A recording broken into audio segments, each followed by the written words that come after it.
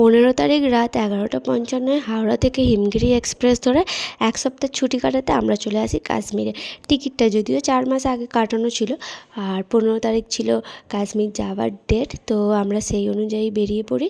তো প্রথম থেকে আমি ভিডিও ট্রেনেতে কোনো রকম শ্যুট করিনি, আর এটা একদম ফাইনালি জম্মুতে যখন ট্রেন ইন করছে তখন থেকে আমি ভিডিওটা স্টার্ট করেছি। প্রায় ট্রেনেতে 2 রাত আর 1 দিন কাটানোর পর আমরা ফাইনালি জম্মুতে এসে পৌঁছাই। আর ট্রেন ছিল 3 থেকে 3.5 ঘন্টার মতো লেট, কারণ আমরা এসে আর কথা ছিল দুপুর 1টার সময়, সেটাই আমরা এসেছি 4টের সময়। তো এই ছিল জম্মু স্টেশন। তো এখান থেকে আমাদের রওনা দিতে হবে আমাদের হোটেলে। তো এখান থেকে জার্নিটা স্টার্ট হবে, প্রায় 3 ঘন্টার জার্নি, 3-3.5 ঘন্টার জার্নি হবে, যেটা কিনা আমাদের বাসে যেতে হবে। তো আমরা আমাদের লাগেজ নিয়ে বাসের দিকে রওনা হচ্ছে। আর এখানে লাইন দিয়ে দেখো গাড়ি দাঁড়িয়ে আছে, যে যেখানে যাবে এখান থেকেই ধরবে গাড়ি। তো আমাদের টিমেতে ছিল প্রায় 37 জনের মতন। তো সবার লাগেজ নিয়ে আমরা বাসের দিকে রওনা হচ্ছি। আর এখানে তো ক্যামেরা দেখলে ড্রামা চালু হয়ে যায়। ফাইনালি আমরা বাসে উঠে পড়ি। ট্রেন থেকে নেমে এই জার্নিটা অনেকটা সময়ের জার্নি ছিল। তো বাইরের কিছু দৃশ্য দেখতে দেখতে আমরা হোটেলের দিকে রওনা দিলাম। তো চারপাশের পরিবেশ বেশ মনোরম ছিল এবং খুবই ভালো ছিল। বাসেতে গান চলছিল, এখানে মাম্পু নাচতে শুরু করে দিয়েছে। তো চলো তোমরাও আমার সাথে দেখতে দেখতে চলো। আর এই এক সপ্তাহ আমরা কাশ্মীরে কী করলাম, কিভাবে কাটালাম, সবই তোমাদের সাথে শেয়ার করব। তো তোমরা ভিডিওগুলো প্লিজ দেখো। আর দেখো বাইরের পরিবেশও তোমাদেরকে দেখাচ্ছি, বেশ ভালো, আমাদের তো খুব ভালো লাগছে। আর এখানে ঠান্ডাটা প্রথমে এতটা ফিল করা যায়নি ট্রেন থেকে নেবে, বাট বাস যত ভিতরের দিকে যাচ্ছে ঠান্ডাটা কিন্তু বেশ ভালোই ফিল হচ্ছে। আর এইখানে যে সমস্ত রাস্তাগুলো সবই তো পাহাড় কেটে কেটে রাস্তা।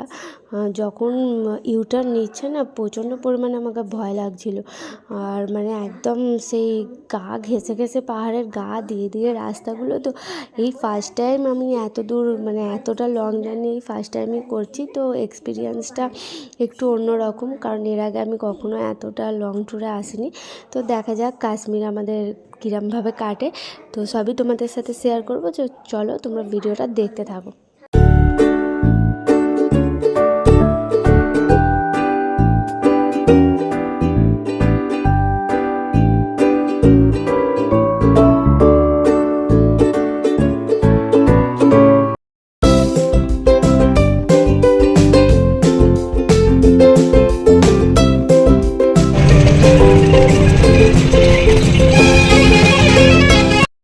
ট্রেন থেকে নেমে বাসেতে 3-3.5 ঘন্টার জার্নি করার পর ফাইনালি আমরা আমাদের ডেস্টিনেশনে এসে পৌঁছাই, যেখানে কিনা আমাদের হোটেল নেওয়া হয়।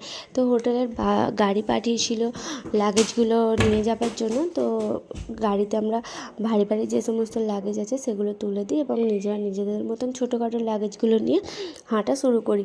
এখান থেকে ওই 5 মিনিটের পথ, জাস্ট হেঁটে চলে যাব। তো 5 মিনিট হাঁটার পর আমরা আমাদের হোটেলে এসে পৌঁছাই। যে যার লাগেজ, রুমের চাবি সমস্ত কিছু কালেক্ট করার জন্য দাঁড়াই এবং যে যার মতন করে কালেক্ট করে নিয়ে রুমে চলে যাই।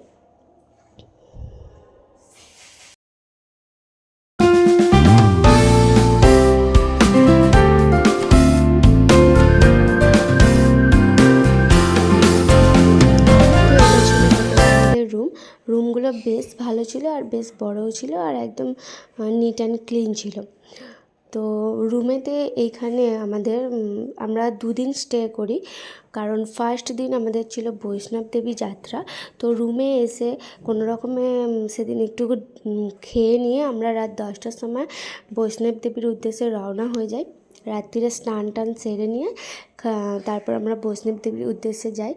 আর এখানে রাত 10টার মধ্যে পার্চি করিয়ে নিতে হয়, তারপরে গেট বন্ধ হয়ে যায়। তো